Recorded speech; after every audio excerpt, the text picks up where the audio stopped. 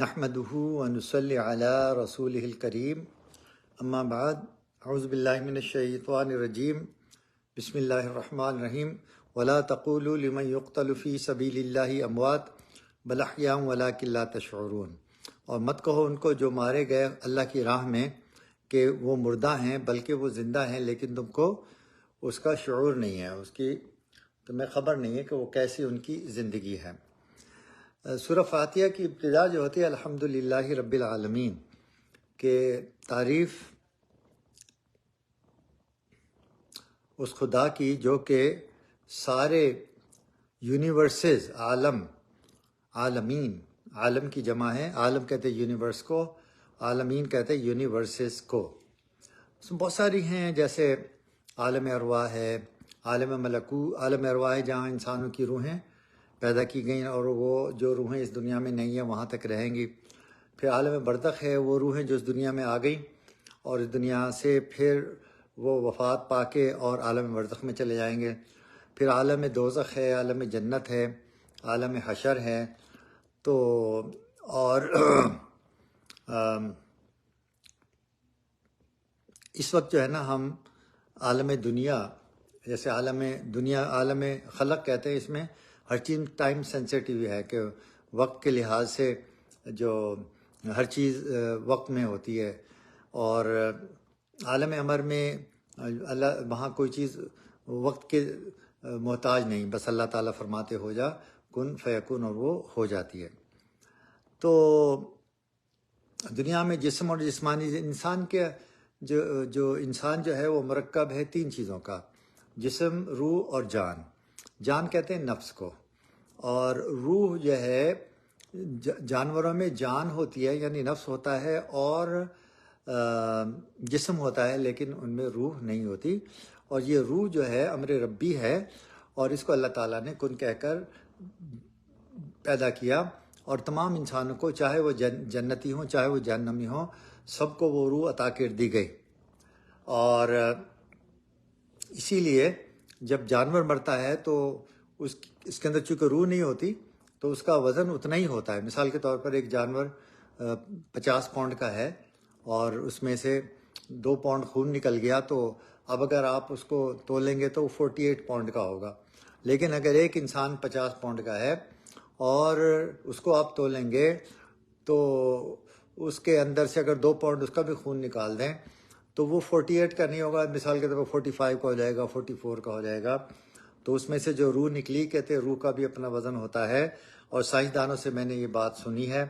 تو اس لیے میں آپ کو بتا رہا ہوں کہ انسان کا وزن جو ہے وہ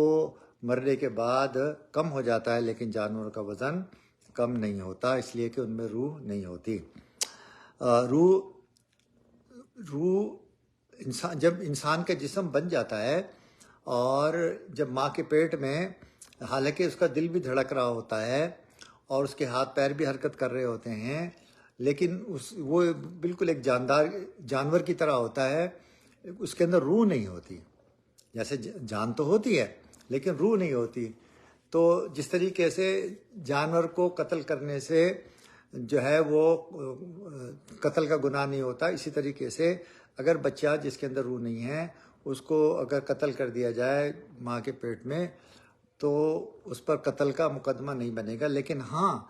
4 مہینے کے بعد، 4 مہینے 10 دن کے بعد جب جبریل علیہ السلام عالم ارواح سے روح لا کر ماں کے پیٹ میں پھونک دیتے ہیں تو پھر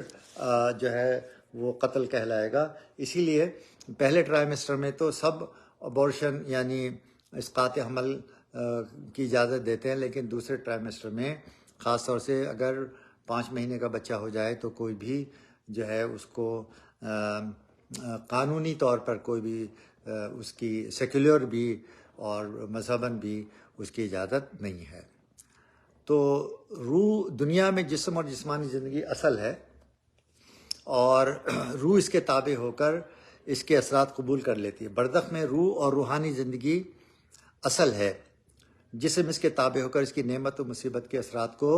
قبول کرتا ہے، خواہ وہ اپنی حیت پر ہو یا بکھر جائے۔ جیسے عالم مثال ہے، الحمدللہ رب العالمین کہا تھا، تو عالم مثال یہ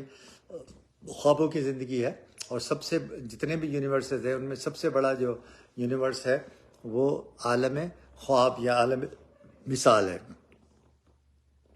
اور آخرت روح جسم کا مکمل امتزاج ہے،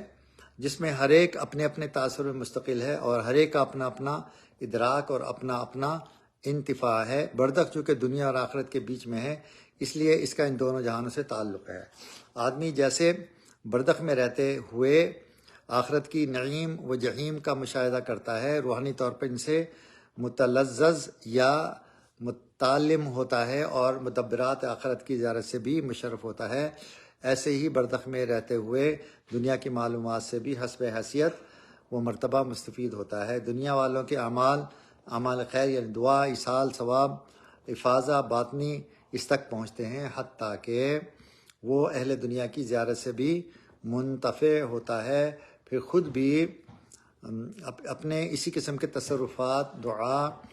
اور ہمت باطن سے فاضہ کو انوار و کیفیات، حتیٰ کہ اپنی ملاقات وہ زیارت کا بھی انہیں موقع دیتا ہے، جس کے لیے نصوص شرعیہ موجود ہیں۔ برزخ کا یعنی عالم برزخ، مرنے کے بعد ہماری روح برزخ میں جائے گی، جسم قبر میں جائے گا، جسم فنا ہو جائے گا لیکن روح فنا نہیں ہوگی۔ تو غور کیا جائے تو برزخ کا تعلق بنسبت آخرت کے دنیا سے زیادہ ہے، کیونکہ انسانی نفس کا ایک مستقل جزو روح جیسے عالم برزخ میں ہے، ویسے ہی اس کا دوسرا مستقل جزو بدن دنیا کے عالم میں موجود ہے، خواہ بہیمت بدن ہو یا بہیمت ذرات، لیکن آخرت میں قبل از قیامت انسانی نفس کا کوئی جزو بھی مستقل قائم اور مستقل نہیں، چاہے کہ خود نفس قائم ہو۔ تو سائنس ہم نے پڑھا تھا اس میں، فزکس میں جب ایف ایس سی میں تھے ہم، کہ میٹر کی ناٹ بی ڈسٹرائڈ، کہ مادہ جو ہے وہ اس کو فنا نہیں کر سکتے، ہاں وہ منتقل ہو جاتا ہے۔ مثال کے طور پہ کاغذ ہے، آپ جلائیں، یہ مادہ ہے، تو جب کاغذ جلے گا تو اس میں سے ایک حرارت پیدا ہوگی جس کو انرجی کہتے ہیں،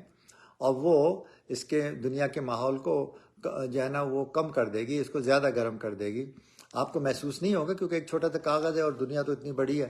لیکن وہ تغیر ضرور آتا ہے۔ جیسے آپ کی عمر بڑھتی ہے، لیکن آپ روز آپ دیکھیں تو آپ کو آج لگے گا جیسا میں آج تھا ایسا ہی کل ہوں، جیسا میں کل تھا ایسے ہی پرسوں ہوں، جیسے میں پرسوں تھا ایسے ہی اس کے بعد ہوں۔ لیکن اگر کوئی شخص آپ کو 1 سال کے بعد دیکھے تو کہے گا ماشاء اللہ اتنے بڑے ہو گئے، لیکن آپ کو اس کا احساس نہیں ہوتا۔ تو دنیا کے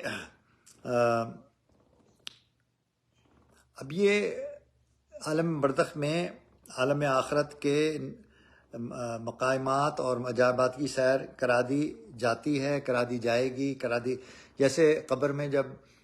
اس کو لٹایا جاتا ہے مردے کو، تو اس کو اگر وہ جنتی ہے تو جنت کی کھڑکی کھول کے اس کو مشاہدہ کرا دیا جاتا ہے کہ یہ تمہارا مستقل ٹھکانہ، اور جہنمی ہے تو اس کو جہنم کی کھڑکی کھول کر مشاہدہ کرا دیا جاتا ہے کہ یہ تمہارا مستقل ٹھکانہ ہے۔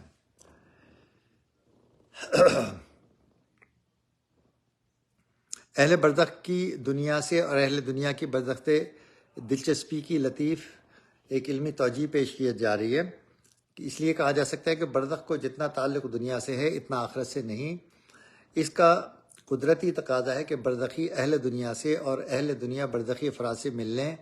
زیارت کرنے اور ان کے احوال و مقامات جاننے کے خواہش مند ہوں۔ یہی وجہ ہے کہ قبر میں سوال و جواب کے بعد کامیاب میت کی پہلی خواہش یہ ہوتی ہے کہ مجھے اجازت دے دو کہ میں اپنے اعزا و اقارب کو تسلی دے آؤں کہ میں بہت اچھی حالت میں ہوں، بالفاظ دیگر میں اپنے احوال و مقامات ان تک پہنچا دوں، جیسے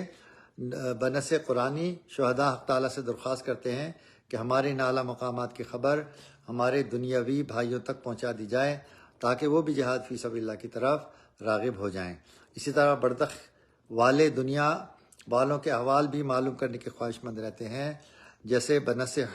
حدیث نبی صلی اللہ علیہ وسلم، مرنے کے بعد روح کے عالم برزخ میں پہنچتے ہی میت کے اعضاء و احباب اس کے گرد جمع ہو جاتے ہیں اور اپنے عزیز کی حالت بے تابی سے دریافت کرتے ہیں، حتیٰ کہ ملائکہ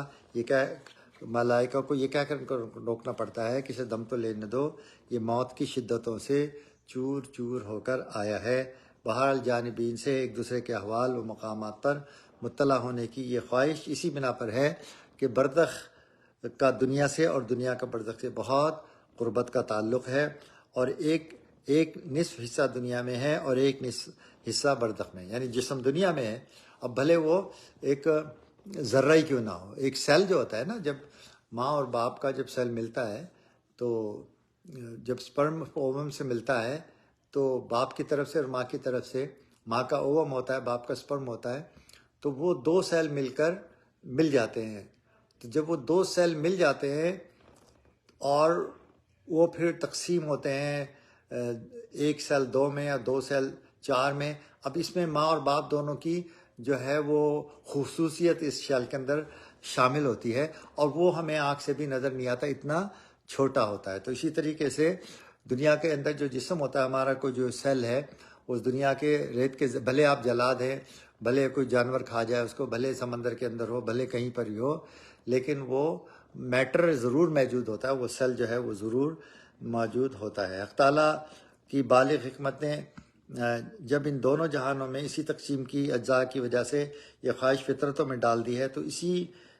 اسی کی فیاض قدرت کا یہ بھی تقاضا ہے کہ وہ اس خواہش کی تسکین کا سامان بھی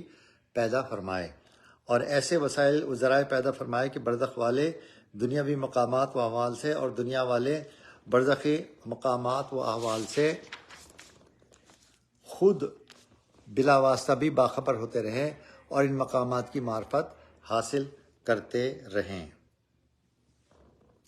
آج یہیں ختم کرتے ہیں اس کو۔ اللہ تعالیٰ ہمیں کلام پاک کو پڑھنے کی، اس کو سمجھنے کی اور اس پر عمل کرنے کی توفیق عطا فرمائے۔ وآخر دعوانا الحمدللہ رب العالمین۔ السلام علیکم ورحمۃ اللہ وبرکاتہ۔